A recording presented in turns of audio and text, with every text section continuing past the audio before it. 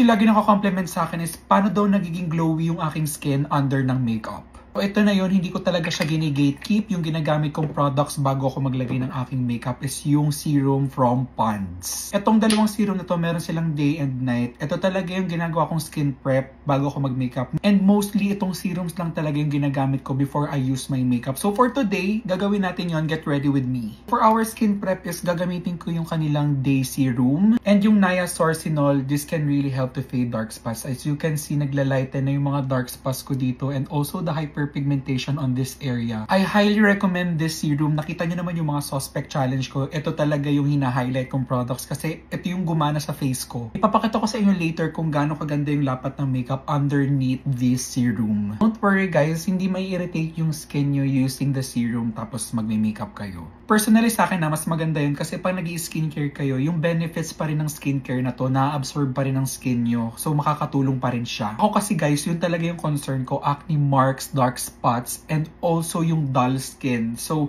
I'm super glad na ginamit ko tong serum na to and this is my second bottle. So I'm done with my makeup and look at my skin guys. Sobrang ganda nung lapat talaga ng makeup pag ito yung ginagamit kong pang skin prep.